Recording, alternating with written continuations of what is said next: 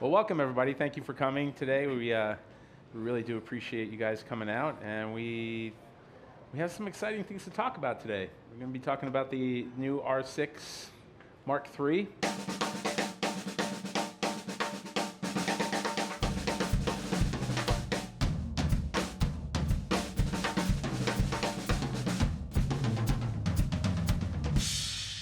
Yeah, I'm Paul Seibert. This is Alex Geiger. Take it away, bud. Maybe. Oh, we practiced this. We practiced. There we go. Yeah, so just a little bit about ourselves before we get into everything with the camera, so you have some context as far as where we're coming from. I spent a lot of my career before working more regularly with Paul. I spent a lot of it on the sports side and live event capture, a lot of quick turn stuff. You can see down here in the middle, I'm even turning over some media, plugging my SD card right into my phone and sending it right out to social. So a lot of quick, fast-paced, dynamic is a word you'll hear a lot today. A lot of those environments, more of the run and gun, real life capture rather than in a studio or more a corporate setting. So that's kind of where I'm coming from. A common theme here that you'll see is all of those cameras are Canon cameras. All the way back, actually C, or the 70D was my first one, but then 1DX up to the C70 and now the C80. There's some R5C mixed in there too. Look how you're so focused right in the picture. Look at that. So we were up at 15,000 feet over New York City for that, so I had to be focused. But we will get to all of that. But that is where I'm coming from. Nice. I'm Paul Seibert. This is 2 out of 3 pictures that I have of myself. I'm normally doing the picture taking. Been a Canon shooter for the last about 18 years, ever since I picked up a little power shot. Lived in the New York metropolitan area my whole life, up until a couple years ago where I moved out to Colorado with my wife. But we get to come back here multiple times a year, and it's always great to be back home. A lot of what I do is from helicopters. This Alex mentioned 15,000 feet. We did a highest open door helicopter flight over New York City. This is from this year's New York City Marathon. A lot of the things that you see either on social media are New York City based things, but I'm also a full-time photographer, and to explain that a little bit more, like these are things that I do. I shoot weddings. I go and I shoot documentary-style photography. I'll do lifestyle. All of these things are a part of what I do. I always say that if I didn't shoot weddings, I would not be as adept as I am in a helicopter and understand my camera as well and be able to adapt. As well, being out west, now I'm starting to shoot wildlife and landscapes and things of any interest, right? This is the beauty of what we do. We don't necessarily, we can find what we really love to do, but I think that it's so important to continue to experiment and to grow and to understand where your vision fits into other disciplines of photography. And most recently, I'll be putting together a book that's all black and white New York City, so there's a lot of focus on light and how it moves and how it shapes frames and how we consider that when we're making compositions. So this was my first book that came out a couple years ago, New York from the Air. It was all aerial. And then this was a kind of point of pride for Alex and I. It was our first published piece of work in Runner's World magazine. And that's us. And together, there you go. Together, we are Back Left Media. And we call it Back Left Media because that's where I have to sit in the helicopter because I'm heavier than Alex. So in order for that thing to get off the ground, I got to sit in the back left seat. Yep, there it is. Just a couple of the brands and companies that we've worked with over the last couple of years. Obviously, Canon is up there and one of our favorites as always. But you'll see kind of a common theme. This is the melding of both of our bodies of work. So a lot of New York-centric and a lot of sports. And we are, every day trying to meld those worlds together more and more. And that's, again, where a lot of the context and a lot of our background is as we dive into the camera and our kind of first impressions. So we are going to play the video here. This is our lovely YouTube thumbnail. It was supposed to be going live right about now, or maybe by the time we're done. So this might be a sneak peek, or this might be live already. It's just a few minutes of our first couple days with the camera, and then we'll chat through it all a bit.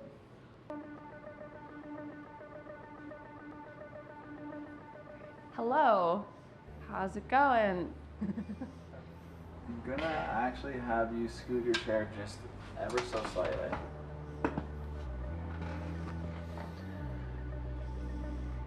Am I framed up okay? Operates better in low light situations. This 85, it's bananas, like the bokeh on it. Got us thinking outside the box a bit. We'll see if it works. I'm gonna push this ISO a little bit to see. Dang, these lenses are sharp. So what I want to give me like a little bit of little fierceness there. Yep. I've said this probably 10 times during this filming, but the lenses are beyond reproach. They are sharp, the autofocus is incredible, they're lightweight, how fast I can switch back and forth. All of these things lend themselves to us having a successful shoot. It's 85, it's bananas. Like the bokeh on it is crazy, all these lights popped on, so we're getting all this compression, all these like beautiful splotches of color. The lights are behind these flags. There's color everywhere. It's matching with her skirt and her eyes and everything. Combination of this new camera body that obviously it's an optimized sensor and everything is we got higher megapixels, but it also operates better in low light situations. We're pairing that with the VCM lens, which I can shoot 1.4, and showed me just how incredible the bokeh is on this, perfectly round orbs. I think what I'm gonna do is switch to the 35. In my mind, I have a certain idea of how things should look. Luckily, I have 5 other lenses to choose from if the 35 isn't it for me, but I have a feeling that the 35 and the 85 are gonna be a great combination here. I'm shooting wide open, so I'm getting kind of like this environmental, like beautiful kind of just colors and shapes and hues behind her, but I'm gonna push this ISO a little bit to see how far we can go and get a clean image. I know that the image is gonna be sharp, but I wanna see how it's gonna do paired with the camera that's working beyond what we would previously have been considered optimal. Those were cool. Ooh, I like that. Super cool, super kind of high fashion-ish.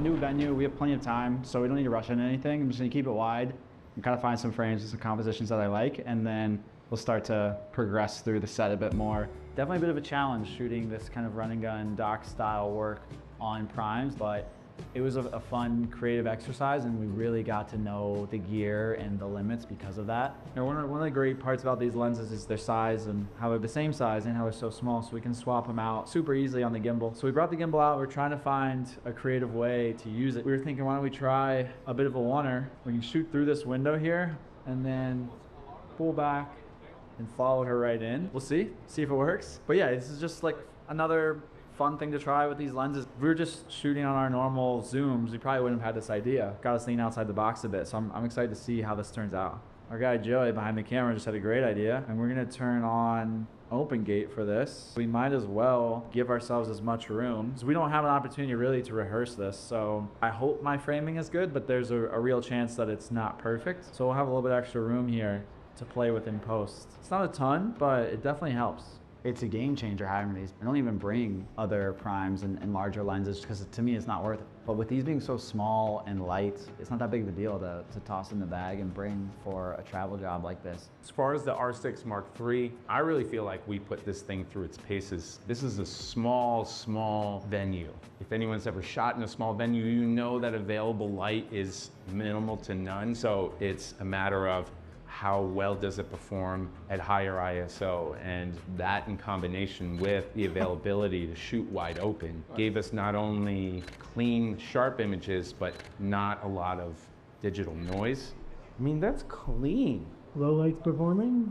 Well, lights perform. I mean, I'm shooting 4,000 ISO, and like I'm going in to look in the dark places for that telltale kind of like wobbly look to it, and it's not there. It's clean. The ISO, you know, for years we've been so worried about pumping it up past, you know, 2,500, at least for photographers, or 3,200. But like these new cameras have the capability to pump up this ISO, and because it's a little lower megapixel, you get a little bit more room, a little bit more information, a little bit more dynamic range. So 4,000 ISO, 1.4 obviously helps, right? But it's still clean, it's sharp, and yeah, I'm beyond pleasantly surprised. From a photo standpoint, there's like no notes, okay? The camera performed to how I needed the camera to perform. There were never moments where I was like I wish it was doing something a little better. Like any gear, like any lens, nothing's perfect, but there is definitely a place for this in our workflow. I mean, we kind of already felt that coming in, but after this weekend, could not be more convinced that these are just a great tool to have access to. It just allows me to do my job. These are tools that I use to do my job, and when you feel comfortable with the tools that you're working with, you're allowed to be creative. You're allowed to move through and shoot without thinking about, can this camera do this? Just allowed me to do what I know how to do. And so yeah, I'm extremely happy with the R6 Mark III, with the VCM primes. Yeah, it couldn't have gone any better. All right. So hopefully that gave you a little more insight as to what we were doing, capturing the behind the scenes there, and then while we were on site, this was really the main product that we were capturing for Zia. The brief given to us from Canon was to act like, you know, we were hired by a client, and so this is the route we took, was to kind of document her life on the road for 3 days while she stopped in Denver.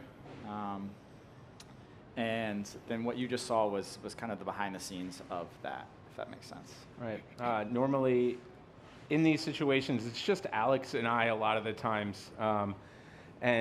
This time we were able to expand our crew to be able to get all this.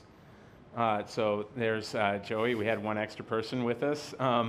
The reason why we mentioned this is because there was a lot going on this shoot. We were shooting, I was very photocentric. That's my part of the side of this agreement here that Alex and I have with one another, and Alex is working on videos, and so we're not only capturing behind the scenes, we're capturing the hero video, but we're also having to take time to turn quickly and to explain everything that's going on to the camera so that we have the video that you just saw. An all-encompassing type of experience. Yeah, and all of this, again, to say, like, it's just showing more of the context that we're coming from as we evaluate, you know, the camera and the lenses and everything that we were doing. So, you know, kind of as Paul mentioned, we all were wearing a lot of hats, and the camera had to wear a lot of hats as well. We had 3 days with them, and they were on tour. They had other commitments and different things like that, so they weren't even 3 full days. And we traveled in on the 1st and left on the 3rd. So really not a lot of time. Here in our first day, we were capturing more lifestyle, just shots of her and her boyfriend, and she was actually opening for him. He was the main act. So we kind of had that dynamic and that story going on that we were trying to show. So we wanted them interacting, and this is all within a matter of maybe 2 hours, real time. We were shooting the lifestyle stuff. Top right is more of an impromptu interview. Bottom right, then a more sit down. So really trying to make the most use of our time. A big part of that is not having to switch out cameras and gear and all of that, which we will get to, but again, just important context for all of that. And then once we did sit down and do this little in the park interview, and no lights, all of this is all handheld and very much trying to use all of the time that we have. And these were the 2 frames that we came up with. And again, we'll dive into this a bit more, but this is just a first look at the R6 Mark III with the C80, which is one of my workhorses. That's what I use most of the time. I'm not a pro colorist by any means. I know enough to be dangerous, and I feel like with very minimal work, I was able to get these looking completely interchangeable. And again, we'll dive into more of that in a little bit, but just wanted to set the tone there. Yeah, and then while that was all happening, like I said, we're getting these kind of lifestyle-esque shots where one shot is for the client, where we're commemorating this stop on the tour. This is something that they asked us to do. And then the next is showing a little bit of context of our small little footprint that we're making in the corner of this park, to be able to get some of the behind-the-scenes imagery that lends itself to just telling the story.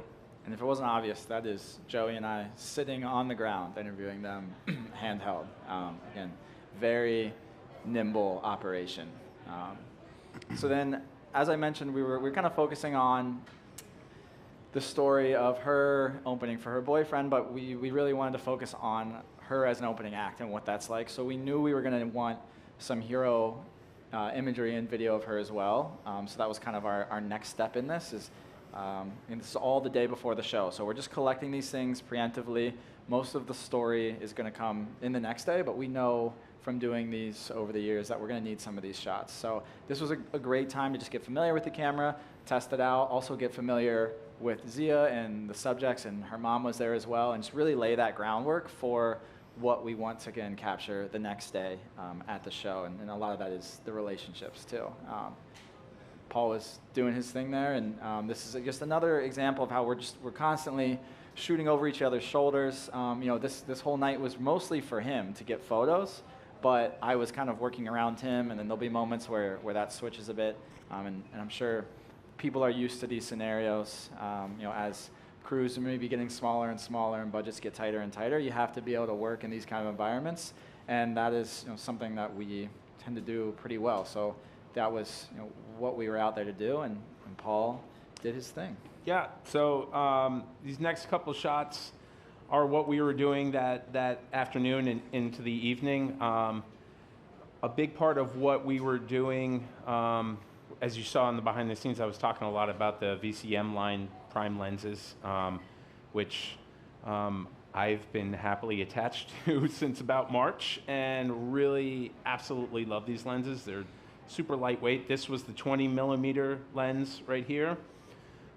These were shot on the newest version of the VCM line, which is the 85. Which for me, I'm like a compression guy. I love that kind of soft layering behind and using color and light to form a palette or a frame around the subject. And then we moved on to another location. These were shot on the 35 millimeter, which I wanted just a little bit more of the environment, but what I'm liking is the continuity of quality and coloring that always comes when I'm shooting with these lenses. I'm not thinking like, oh, is this one gonna miss focus? This is the problem child of the set. I shot with all of them. There's a 20, a 24, 35, 50, and 85. And I was checking over with Rudy over here to make sure I was representing correctly. And there was not one where I was like, okay, this is the one that I'm gonna just I'll take a couple shots with in a controlled environment, and there was none of that. Like everything was like snappy and perfect. The last one I think was the 85. So, sorry. You're on a roll. It's on me. You're on a roll. I'm going in deep. I think we all have that kind of mental list when we're getting a new camera or we're thinking about investing in a camera, and we think about the things that we need, like must-haves, right? So let's like split that up, like left half of the frame. Yeah. Resolution is a big one, that a lot of people jump to immediately when a new camera comes out. I think speed and autofocus. Speed being continuous photo shooting as we're doing sports or more high energy, quick movement stuff. 4K 120, like we all hear these things thrown around a lot. And then autofocus as well, especially. There's a lot of moments throughout this whole weekend where I was shooting and maybe I was off to the side with it. Not even looking at the monitor, and just really needing to be able to trust the camera in those three areas. And then on the right is just all stuff that we think is nice to have. more and more. I mean, transparently, this was a very hard list to Yeah. do. Well, I really wanted to put C-Log 2 and low light over on the left, even pro monitoring tools and pre-record, all these things. You know, it's really easy to want all of these things packed into a camera body, and you don't always get it. But these are the things that we're kind of thinking about as we decide if we are going to let a new item take up space in our bag. Yep. So when we're talking about resolution, there's a couple things that we're talking about. We're talking about prints, and what we can do is, what's that? Yeah, let's just pass them around. Okay. Take a look at these guys. Just a couple of prints that were made. You know, relatively, they're not small prints. They're not, you know, huge prints, but we think about how is this going to translate into print sales. Also, on the creative side of things, if I can find frames within a frame and I know that I can then crop in without there being too much loss in the resolution, in the quality of the image, I'm a stickler for making sure that the images are sharp. And so I know that if I'm investigating in on my own, I know that I'm looking for those telltale types of things that like, this is where the image falls apart. And I didn't necessarily find that in this with this particular camera body. It was you saw in the video, that was not a put on type of thing. I was looking to see, I wanted to see immediately like how sharp these things are, how clean these are. And yeah, absolutely did not disappoint. And if it's not obvious, the photo on the left is what came out of your camera, correct? Yes, Yeah. that was the straight out of camera, and this is the cropped version. Yep. Perfect. And then kind of on the video side with that is having 7K open gate here in the R6, which I still think is crazy at this size and price point. But another very similar request that we get all the time with the frame within a frame scenario is, we want to shoot this horizontally, but we have deliverables for social that are vertical, and nothing is worse than being out and shooting it all horizontally and then coming back and your favorite shot does not fit or does not look nearly as good once you crop it vertically for social. So it's just another item in the toolkit. I'm not saying that we could go out and shoot every single thing in 7K and do all these things, but as you'll see, a common theme throughout there is that these are all, the camera is a tool, but then inside it has these little tools. So there's a time and place for all of these things.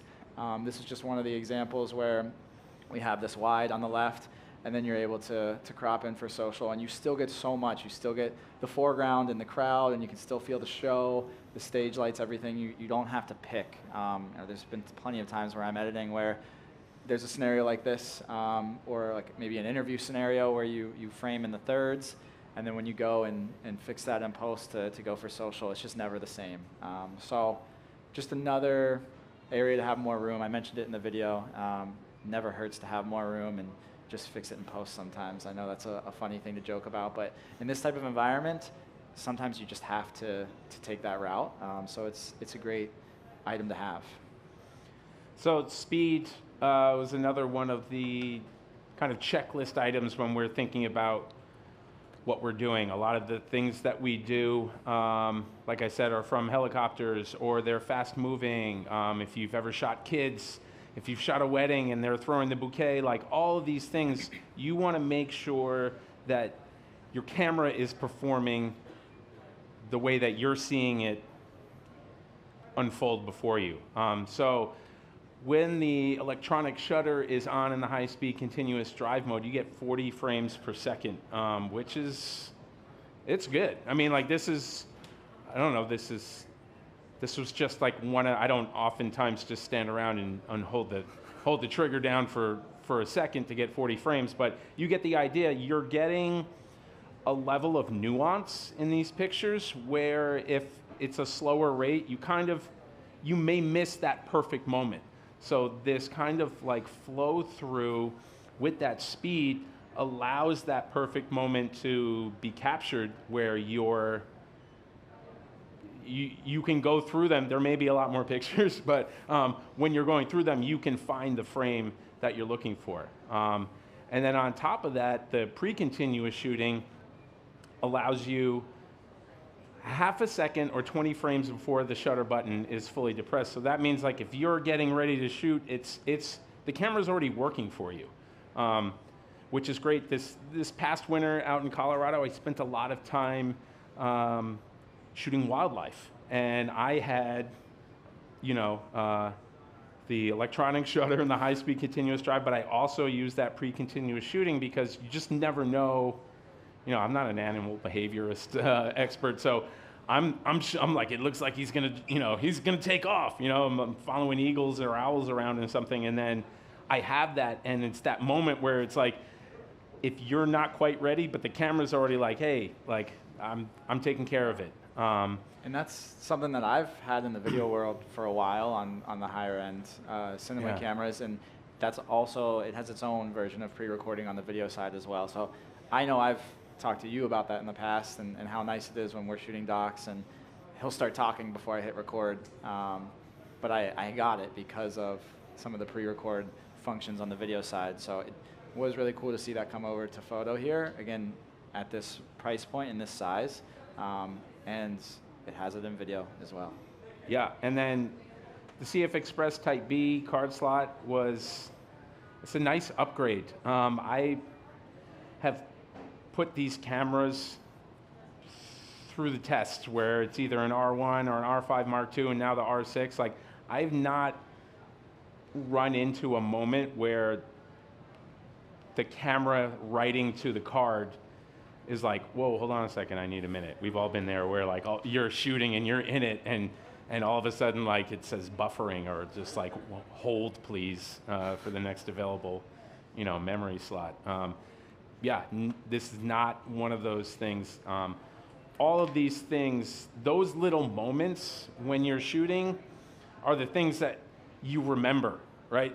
Sometimes it's, how do I explain this? Sometimes it's great to not have like low lights on we have highlights of the shoot, it's fast, it's quick, but like you also remember the times when you're like, man, like I missed it, or like I need to get a faster card, or I need this. So it's one of those things that, what's that? They're more painful, so they're more, and it's great to not even have those moments. Yeah, it's absolutely. good that you almost didn't even experience it. Yeah. Yeah. And another thing that we kind of wanted to mention here with the speed is it's not only the speed mechanically or electronically of the gear, but then just also how quickly you can move about. I've shot projects on much larger crews and much larger gear, and sometimes it can just start to get in the way, especially when you're in environments like this, more intimate environments, whether you're backstage or just hanging out with her and her mom or whatever. So there's that other element to it too, is the physical speed at which you can move, especially as we paired these with the lenses, all being the same size and weight as I talked about, switching them out really easily. But all of these things start to come together and start to really work well together, in both electronically, mechanically, but then also the speed in which we can physically move and operate and use the camera. So speed is kind of twofold there. With speed, a lot of times, a lot of people like to talk about autofocus and how fast it is and all of that. And I think over the last couple of years, all of it has gotten really, really good. There's still obviously levels to it all, but I was very happy to see, again, the C80 and the C400 algorithms in here. And again, that's kind of what a lot of my comparison is those cameras. And I think it can sometimes feel like, oh, maybe you're taking a step down, or you're having to make sacrifices to use different things. But as we'll get more and more through this presentation, you'll see there are not a lot of sacrifices being made. So that was one of them that was really nice. When I had this camera in my hands for the first time, didn't have to worry about, kind of like you were saying. It's almost better when you don't have to worry about things. Yeah, 100%. I have been taking pictures for a long time. I know it doesn't look like it because I look very young, and that's fine. Thanks, guys. Thanks for making me feel better. I appreciate that. No one agreed. You don't have to play. My first camera was It used 5D Mark I back in the day, and it had 9 autofocus points, 9. And it was, you had to make those 9 autofocus points work for you. And compare that to kind of modern day, here we are with the R6 Mark III, and it's got over 1,000, which means that I can move those autofocus points to anywhere and then focus on the creative part of what I do. This is why I'm holding the camera in the hand. I see something in my mind, I'm framing it up, and if I have to, especially in these kind of fast-paced environments, if I have to sacrifice, again, it's like another compromise that I don't have to make with this, is that if I'm trying to catch a moment very quickly and I know that I can slide that autofocus point right to where it needs to be and then continue to shoot, the rate in which I'm keeping, I have keepers, right? It goes through the roof. And another helpful aspect of this is the face and eye detection. So the autofocus, and please tell me if I'm wrong, but we have different settings, right? We have humans, animals, and vehicles. Yes. So we can already tell our camera, kind of like a pre-continuous shooting type of thing, but with the autofocus where it's like, hey, be on the lookout for this. I can set it in my camera. I'm going to be shooting people today. And so it's already looking for people. Another thing that at least I've had on the video side a little bit with the C80 and the C70 and the face detect. Again, not that it doesn't exist elsewhere, but once again, we're seeing a lot of these pro features find their way into this camera. 100%. And you can get even more granular. There's some of the faces that just focusing on the faces. Like this shot, I was actually shooting through a hole in Alex's arm as he was filming her. So it's like one of those things where you know that like it's locked on. And whether or not Alex is moving or not, all I have to do is understand like eventually his body is going to reopen up and I'm going to take that shot, but the camera's going to be ready. It's going to be locked on to do what it's doing. Especially when you have this new feature, which is super cool and is something that this is the first time that I've used it. And it's the register people priority. So what you can do, you have a couple options. After you turn it on in your menu system, it has to be on, folks, you know.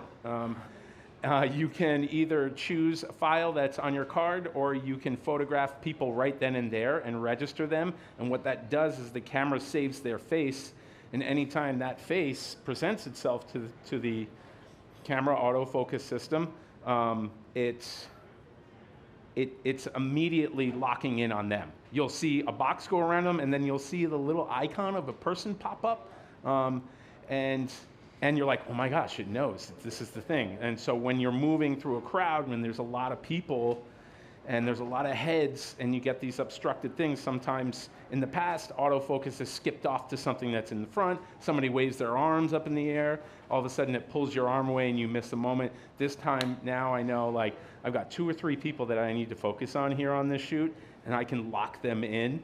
And again, it's like, it's decreasing the load that I have to be hyper vigilant about, that you've had to in the past.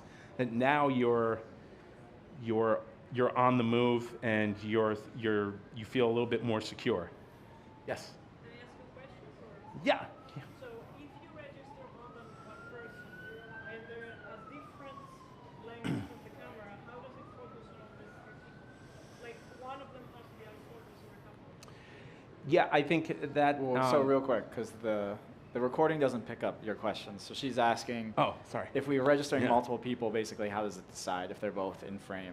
I mean, you can go for it, but if you want to toss it. Yeah, I mean, sir, this is everybody. Let's give a round of applause for Rudy. Rudy, if you guys are here at a Canon event and you don't know who Rudy is, start doing some research, go home, get on Canon's YouTube. He's the guy. So please. You're way too kind. very quickly to answer and thank you very much, everybody. To answer the young lady's question, the question is basically two ways it can work. You can, first off, you can record up to 10 people that you want to register, 10 different faces, and it's pretty darn smart about recognizing them. But anyhow, if you have an option of prioritizing them in the menu, at a wedding, you can say the bride is person number 1, the groom is person number 2, mother of the bride is person number 3. You can do that right in the menu if you want to. If you didn't do that, then basically if it recognizes more than 2 faces in a scene, and they're not prioritized like that, it's going to basically go for whichever one is more prominent, either larger or closer to the center of the frame. Great, thank you. And again, Perfect. for the Thank you. the summary for the recording at home. Yeah.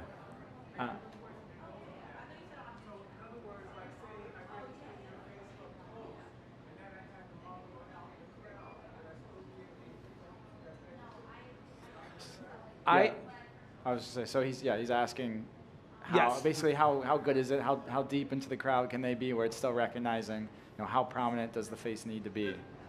There's a finite limit of how big the face can be in the frame. I mean, if you're shooting with a wide angle lens and somebody's 100 yards away, it probably won't register them, or probably won't recognize it.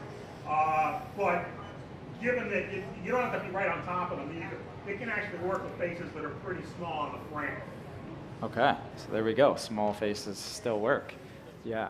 And we will have time for questions at the end too, if those absolutely. come up. But thank you for those. Those are good points. And just with this wrapping up, I think it's important that you have both these options, right? So we had the luxury being there in a controlled environment and being able to ask Zia to pose for a nice clean photo to register, and that's what Paul did here. But if you don't have that luxury, maybe you're shooting on the sidelines and you can't go and ask the player, hey, come over here, let me get you. But if you get a good photo on your card, you can register it that way too, which I think is important and super nice to have.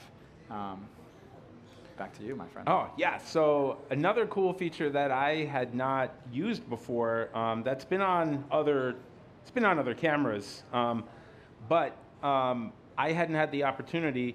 So we're shooting in a really small club that just has artificial stage lights. There's nothing else going on to it. And this day and age, a lot of those lights are LEDs, and they're kind of oscillating at a certain rate. Rudy, I'm coming back to you, so don't go anywhere. But what you can see on the left here is these are 3 shots within a second or so of each other. And you can see lights there, lights not there, light is there, light's not there again. When you turn on the anti-flicker, take it away, Rudy. Tell us what happens. Tell us how the sausage is made. Yeah, what we have is the system is sensitive enough in metering that it can actually register when it sees flickering lights. So many of the artificial lights in our world today, they aren't really continuous. They flicker on and off at different rates. The system is smart enough that it can recognize the rate that the lights, the dominant lights, are flickering. And it can tell, all right, at this particular instant, this is when the lights are at their brightest. So if you activate the anti-flicker control, it'll delay the shutter firing for a fraction of a second until it sees that the lights are at their brightest, and bang, it'll fire the shutter. So that's how you can get more consistency frame to frame, as opposed to occasionally getting it at a moment where that flicker was at a down point. Cool. Thank you, Rudy. Yeah, especially in environments like this and in documentary environments where we can't ask her to play the song again or to look over here again. We're not even doing any directing, and that can make or break, as you see on the left. Right, the amount of keepers that we had here just went through the roof once I looked down, because in my eye, through the viewfinder that I'm shooting, I'm seeing a well-lit subject. And then when you look down and you see this like, lights off, lights on, lights off, and you're kind of like, ah. Now I was like, I'm gonna turn this on, I'm gonna see what it does. As I'm dialing it in, you can actually see the flicker rate start to even out, if you will, in the EVF. You're watching it like there may be a flicker kind of like this where the lights you see are going. Sometimes you see it like when people do like cell phone videos of like headlights in cars and stuff like that, the newer ones where it looks like they're strobing, and it's just, so anyway. But you could actually see it flatten out and then take a series of images, and then all of a sudden everything is well lit. And then again, it's kind of like the sigh of relief where maybe in the past I'm like, oh my gosh, like what are the moment that I thought I got where she's throwing her hand up or something and she's looking really excited is dark and not well lit. Now I know I'm ready to kind of like attack with confidence and get out there and keep on shooting. Yeah, and another feature just to do our due diligence that is also on the video side as well, letting you dial in your shutter speed to a tenth of a decimal rather than some of the whole numbers that you're used to. It's a lot more obvious and easy to see here on the photo side, but yeah, there was flicker everywhere as we were shooting in this venue on my side as well, and we were able to handle a lot of that in camera, lightening the load in post, especially with all the keepers you have now. We got to be careful now. Yeah. We're racking up a lot of data, a lot of storage, so that's always great. Anytime that we can improve our odds there. I have a quick question. Yeah. Can you speak about which features are unique to the Mark III? Yeah, I think we'll be diving into a little bit more of that in specifics at the end when we wrap up, and then if you're still not satisfied, we'll make sure to come back to it. And that is important context. Some of what we're going over is not. There's different layers to it. So some of this is either unique or wasn't in the Mark II but is now in the Mark III, or we saw brought down from some of the cinema cameras. So that's again kind of why we established some of that context in the beginning of the other cameras we're used to using. So yes, to clarify, not everything we're talking about is brand new to maybe the R6 lineup or to Canon in general, but as I mentioned earlier, it's kind of about just increasing the tools in your toolbox. If you think of this camera as a toolbox, they're just putting more and more tools into that, pulling from the different lines. So we can definitely get back to more of that at the end if you're still not satisfied. But as we were saying here, with the flickering and all these controls and viewing it, monitoring on screen, on the video side, and correct me if I'm wrong, Rudy, but I don't think a lot of these pro video monitoring tools were in the Mark II. False color, zebras, all of that, were they? Or not? That's correct. Yeah, so there you go.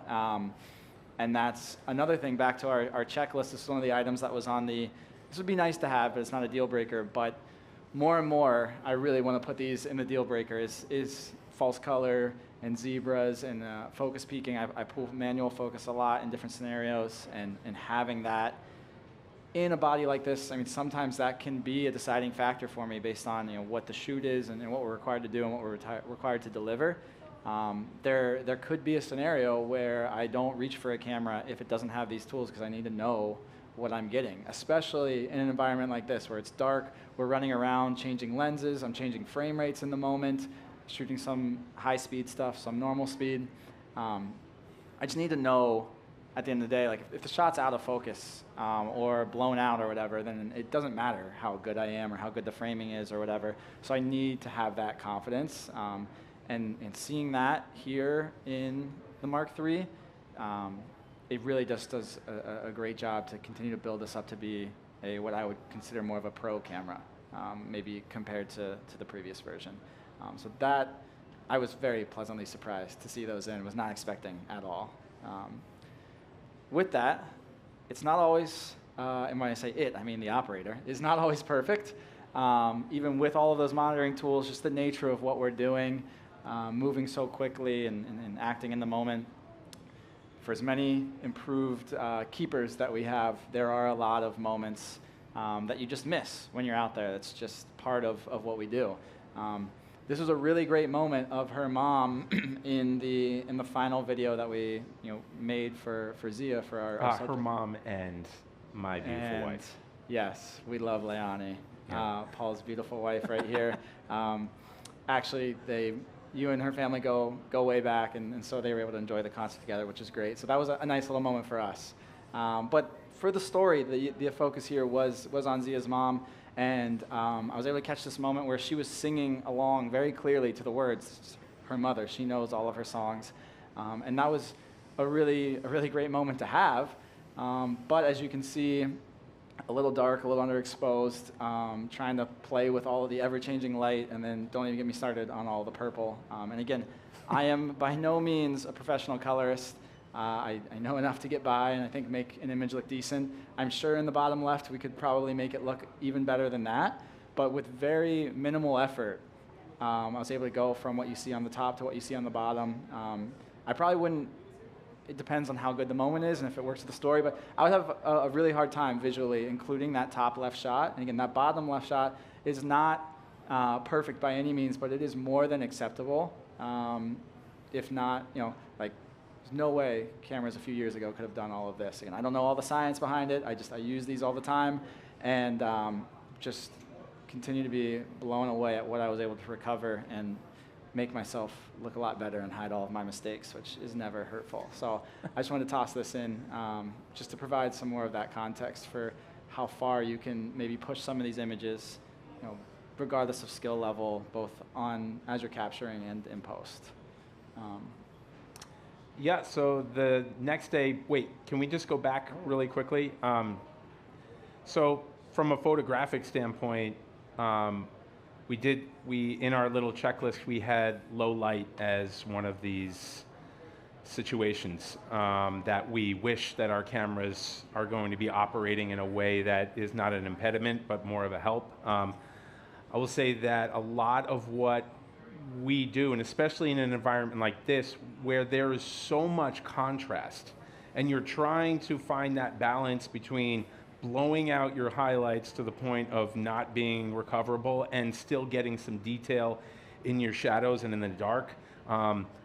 We've had a lot of practice at that flying over the city at night where it's very dark until it's not. And then sometimes you feel like how am I ever going to make this image look like the images that I normally produce? And so for me, when you saw in the video where I was looking at the camera and I was like, man, this is clean, there's an explanation there where I think we all know when we take pictures in more challenging situations, when it's dark, when it's high contrast, you tend to kind of like look into like what's going to be available to me when I get home. And sometimes it looks like someone is like hand woven a quilt. There's a lot of digital noise, and I went deep into like these dark corners, and I didn't have that kind of like, it's a weird kind of like, it'll get a little mottled looking and you're not really sure, is that actual tone, is that digital noise?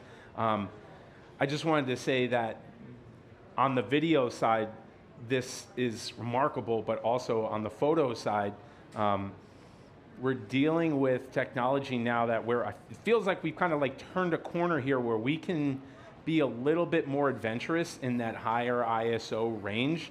And if you're exposing the image well, there's still going to be information for you to pull from. So it's really something that I think is like super important to acknowledge. And given the fact that it is in this kind of this 32 megapixel range, it's less megapixels than say like the R5 Mark II. There's a little bit more, do I say dynamic range, or is there a little bit more room in the sensor to pull in some more light? And that's important, especially when every shot kind of counts in that time that we had with her. Yeah, again, I'm not going to go back up to her mom and say, oh, that was a great moment. Can you sing along again? Yeah. So it was underexposed. And yeah, it's continuing with the keepers, and especially from the photo standpoint, because for years, you've been able to recover and save a lot more on the photo side, and it feels like you're saying with technology and everything, it feels like video is catching up a lot. There's been a lot of times where we're shooting the same thing a lot out the helicopter or of our subjects, and he'll have something that'll look really good, and he'll be like, didn't you get that shot? And I'm like, yeah, but like the sky's blown out, I can't do anything about it. And so we're getting closer and closer there on both sides too, which is really fun. So that's kind of the show and our experience with the show. The last day then was kind of the final test, quote unquote, in which we did the interviews. And at this point we're very confident in the cameras, or camera, I guess, in the Mark III at this point. But and sometimes the interviews can kind of be maybe the first thing that you go for, because you can control the light and your framing and all that stuff more so than the doc style stuff. But for us, traveling, again, small crew, quick timeline, we were still shooting all of the interviews very lo-fi. Here on the side, this is the green room from the night before, this little trailer, and then here on the left side, you can kind of see we tried to blast some light through, but they weren't doing anything with the sun, and that was Joey, who was local. He brought those out. We rarely, if not ever, we never travel with lights. Like, it's just not how we work. So all that to say, typically, like I said, the interviews can be a bit more controlled, but even in this scenario, we did not have a lot of control. We didn't have a lot of time. She was already running late, so we kind of had that pressure of needing to do this really quickly. And so it was definitely a bit more of a test to see where it stood up, quite literally side by side in the same challenging room with two other C80s. As you can see there, we're kind of packing it in there a bit. So much so that even I was the only one in the interview room. Paul couldn't even be in there, which I'm sure was just killing you. It was killing. But everything turned out really well, and then these were the frames that we walked away with. Again, I am no pro colorist by any means, but we were fighting a lot of things here. This whole interior was painted blue. The sun was changing, and if you ask me, I feel like that looks like a pretty cohesive set. And typically we probably would have just stuck with these two angles, but with the lenses being so small and the camera body being so small, not a big deal at all to throw in the bag. I don't know about you, but you had a lot of, he was carrying a lot of all the prime lenses. I was very much passenger princessing and letting him do all that. But I didn't switch up my bag at all. I had the camera body, that was it, and it fit right in. I didn't have to repack it. So all that to say, like, there's a lot of scenarios where we wouldn't even have this third angle, this kind of like high and tight, make it feel a little bit more dramatic. There's a lot of times where we just would have been stuck with these two angles, but because of everything that we talked about and how it holds up, both the inside of the camera, but then also the physical compactness of everything, we're able to toss it in and walk away with a third angle, which then in the edit saved me multiple times of wanting to cut and maybe not having enough B-roll to cover the interview, but I could cut to a third angle, and it was feeling less like, oh, I'm looking at a lot of interviews. Like that third angle, sometimes when it's too much talking head lined up, you can kind of get sick of it as a viewer. And so it just goes to show how it continues. None of these things are groundbreaking maybe, but they continue to stack up and positively impact our final product. And then when you get to the end, it's a huge difference when you put it all together. Yeah, and then that's how it looked. Just if you notice, all of these frames make it look like I'm trying to explain to my mom that I didn't do anything wrong. Look on my face, so it's... I was waiting for you to say something about the frames I picked. It's great. It's great. Thank you. I love Thank you. So yeah, that brings us back to our list. The checklist that we kind of run through, maybe not physically, but in our heads as we're working on all of this, and the things that we're looking for. The left kind of being non-negotiable, as we said, the right being nice to have, but more and more, all of this is kind of non-negotiable. So we just wanted to kind of take a pulse, maybe, and see how we did. First stop, resolution. Oh wait, can I just say something to this? Because I feel like I missed. This is, no, you go, the 32.5. I wasn't going anywhere. No, we're, okay. We had this moment where we're out of sync, guys. We have to turn the anti-flicker on so that we're now in sync again. 32.5 megapixels. I know that there's like, I feel like for years there's been this like race for more megapixels and race for more dynamic range, which is great. But in the vein for the race for the megapixels, up until recently, and I think it's probably the R5 Mark I, all of my cameras in my career have been less than this megapixel, and they have produced all the images over the last 15 years. Not only that stand up against the test of time, but also print in larger formats. So I know that we're kind of in that, like I said, we're in that age of like, but how many megapixels does it have? This is amazing. This is an incredible amount of resolution, and then you can, like I said earlier on, you can take a frame and then find a frame within a frame, and you're still going to have that level of clarity and crispness and resolution that you want and that you're expecting. No problem. So it gets a check. It gets a check. Cool. As well as the video side, and just kind of wanted to throw some of this in, because I know we didn't really talk about some of the raw capabilities and didn't lean on 7K open gate too much, but if it has all of that, like it's going to have everything else you want. Like we said, 4K 120, all the other frame rates. We shot a lot of this in 60 frames per second too, and then a lot of 23.98. If this is the ceiling, you're in a pretty good spot, is kind of where we wanted to land with that. Agreed. Yep. Speed gets a check, if you ask Speed me. checks off 40 frames per second. As I said, 4K 120. So we're doing pretty well, as Yep, we mentioned. Autofocus A points. lot of points. A lot. There's a lot, and it makes it. I think these two, for me, are going to be the most important, because what that allows you to do is be more adaptable. It allows you to be creating in real time. I mean,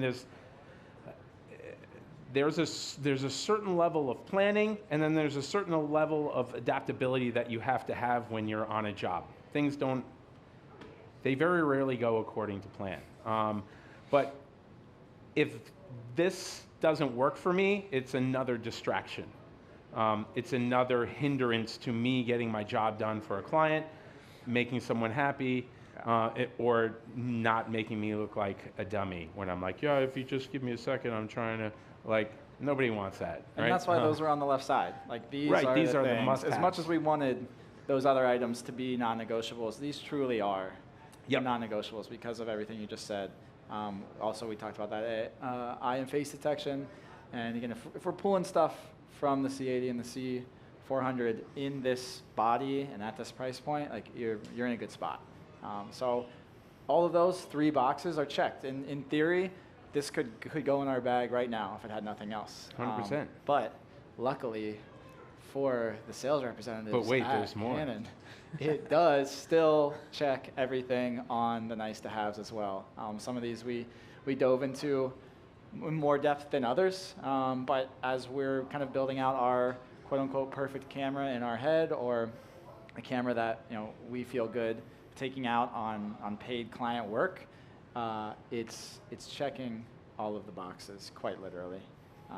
Yeah, agreed. Yeah,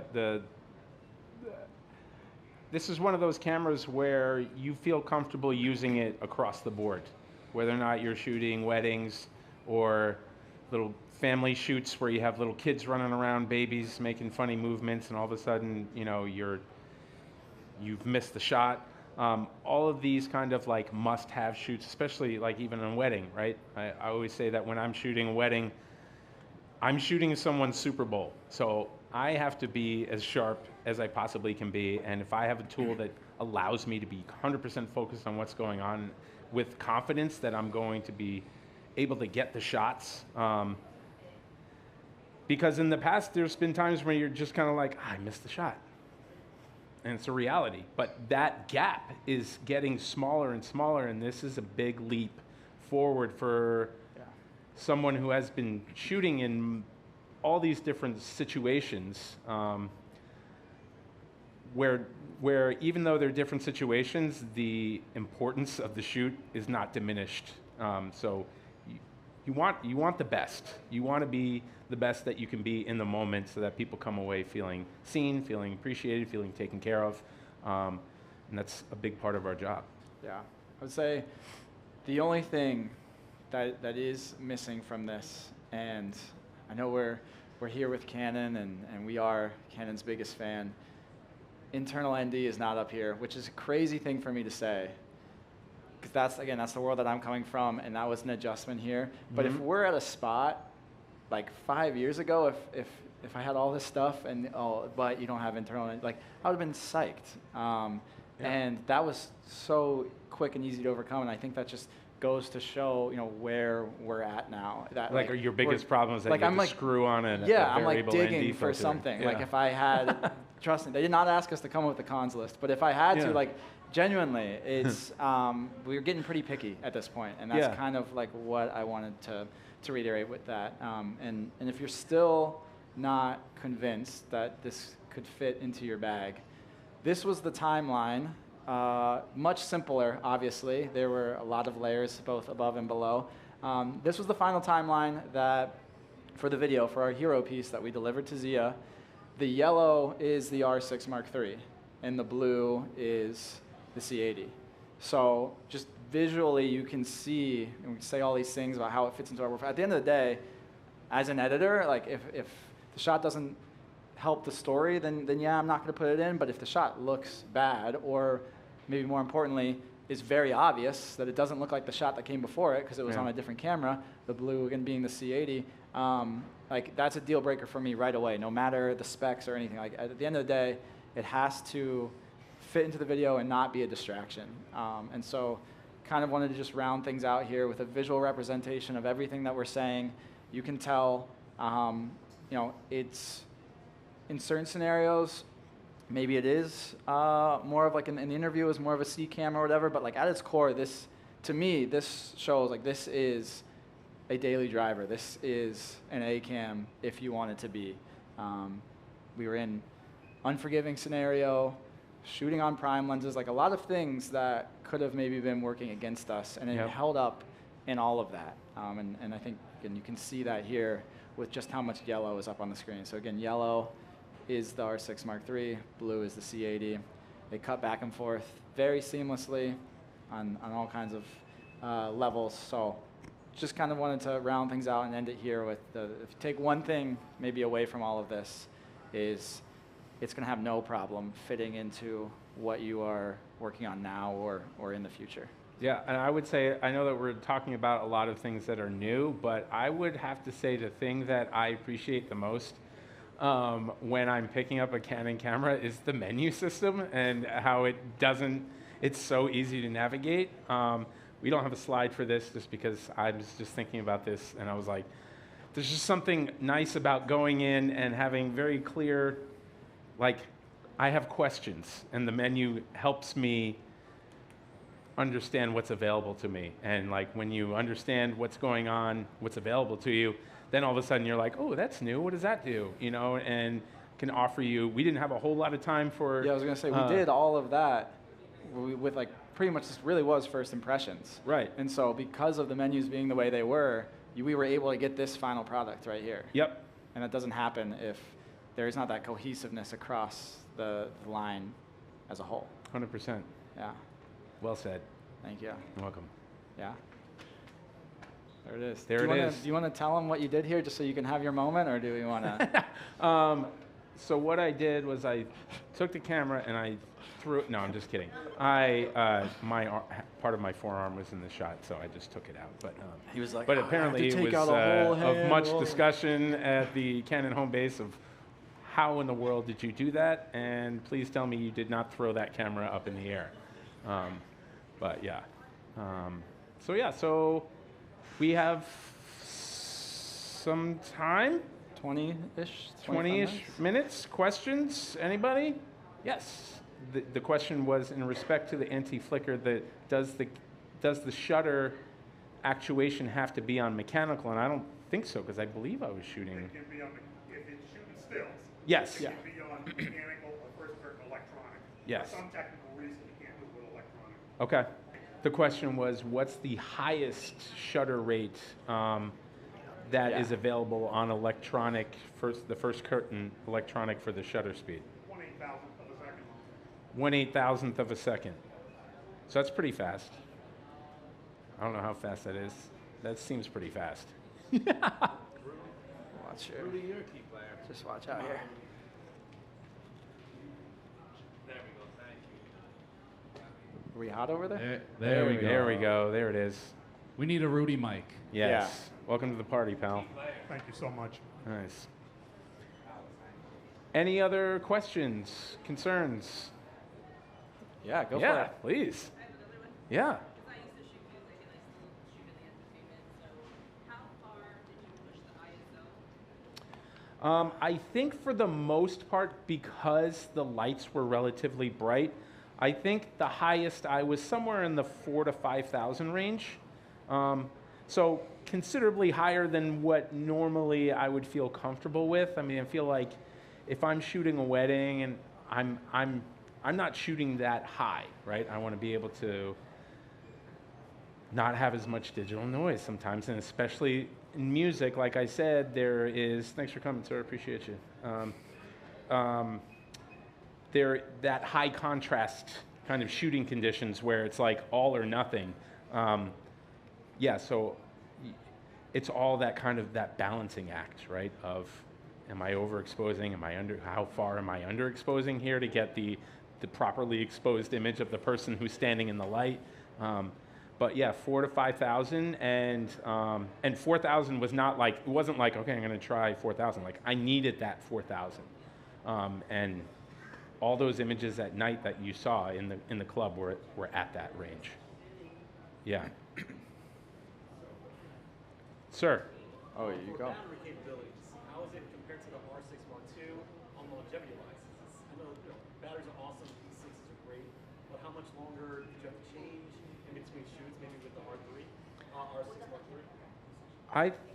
I would say that, do I have like an exact number? No, but I mean, like, I think we had two batteries each or something along those lines. I mean, we can maybe get the number from Rudy, but I think really what matters there is that I don't know about you. There was no day where I was ever like, oh, it's already out of battery. Kind of like what we were talking about earlier. It's almost better when you don't notice it. So I feel like this is kind of a cop-out answer, and again, maybe Rudy can give us the real numbers, but in a workflow, like real life standpoint, I never felt like we needed more, especially shooting video. Usually chews through them, and we were cycling batteries, and we had one or two extra that you had in your bag. Yeah. So like, yeah, you definitely want to maybe pick up a couple, but between two cameras and he's shooting 7K video sometimes, and he's shooting. If you're just doing your due diligence, you'll be fine. Yeah. And that's my answer to it. I don't know if you have a number for us or. The numbers are sort of circumstantial. Yeah, I mean, the test figured. numbers are always under, ideal circumstances. The one thing I'll say is that while you can use the older batteries that didn't have the P designation, you're going to take a hit in battery life if you do use those. Okay. So you're going to get more performance out of the so-called P batteries. Gotcha. Nice. Yeah. Good for you? All right. Nice. Yeah. What kind of white balance settings did you use? Was it custom or did you use auto or was it? Yeah, again, kind of a non-answer. It depends. When we were on the gimbal, I did go auto white balance because we were going from outside, and I don't know if you could tell in some of the footage in the video, but there was no light out there other than these like really tiny, harsh orange bulbs. And then we were going into the dark venue and then to the lit venue. So I was using auto then. A lot of the times I just stick it at 5600. Again, because we were going back and forth between the different environments. When I get into the edit, maybe it's not perfect, but I at least would like to know all of my footage is at the starting point. It's only when I know for a fact that there's going to be some big environmental changes on the same clip when I might go over to auto and let it do its thing. But for the most part, I was at 5600 a lot of the time. I'm sure there were some moments maybe where I adjusted a little bit, but again, another one of those things. It wasn't a huge concern for me, as we saw with how much I was able to manipulate the one shot in the concert and pulling all that purple out. There was a lot of room in post, so it wasn't something I was super concerned about. I have a follow-up question. That image you just showed me, you pulled the purple out. Yeah. There was some images on the right side. Yeah, sorry, I kind of realized that when we were talking, that I did a lot of assuming there, but and it can be a little bit misleading, but the right side are luminance values, and so there's kind of twofold here. Is A, showing how much we were able to adjust the purples and pull out that saturation out, But then B, this is just kind of showing, typically you want this a little more spread out. And even here, you don't really want to go up to the top, but I'm being very generic here. But you like to see this a little more spread out as it is here, and that's representing the contrast over here. Versus here, much darker image, all of the values are lower. So the lower on that graph you are, the more activity there is in the bottom part of that graph, the darker the image is. And you can also do this similar graph with colors as well, with RGB, if we wanted to show that, which would have been useful here too, but can only fit so many things on the screen at one time. So that's just a visual representation of the light across the image. And again, you'll see here's dark area here is this dark area here, if that makes sense. So it's really, they're laid on top of each other. Yeah. Yes.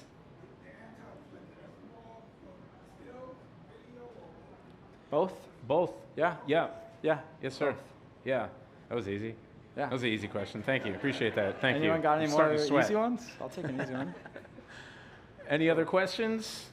Concerns? Did we handle your Suggestions? concerns about the Mark II to Mark III? Okay, great. Yeah, that transparently was not one of our missions today, but I can see why that would be of interest. But yeah, a lot of what we were doing was just showing our own experience with it.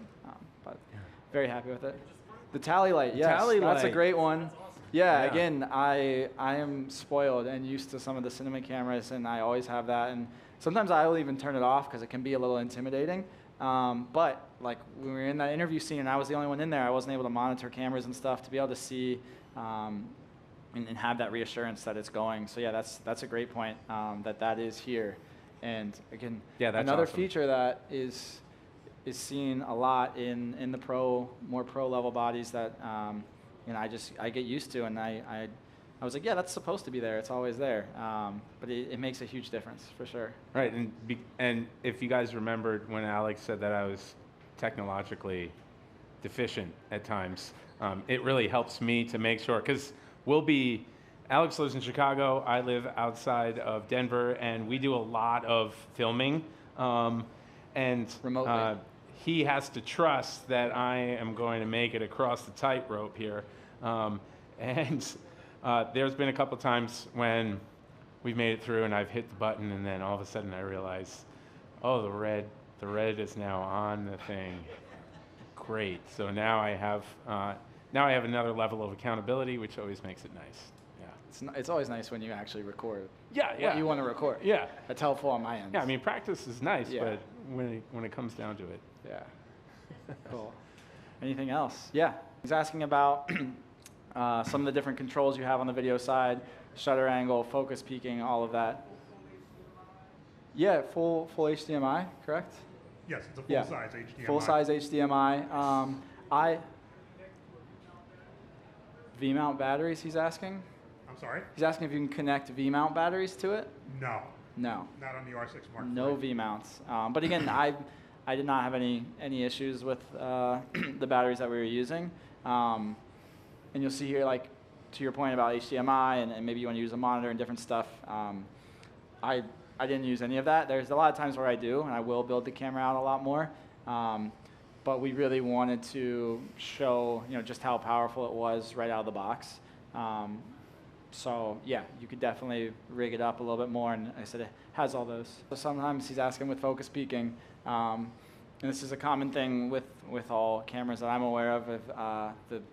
I don't know in the technical jargon behind it all, but focus peaking is outlining, usually in color, usually in a pink or a red, what is in focus. And when you're shooting in a low light scenario, there's a lot of noise, it'll pick that up too. And so your whole image has a bit of a pink hue to it, and it can be a bit harder to see maybe what is actually in focus, because it's kind of tell you there's stuff all over your image.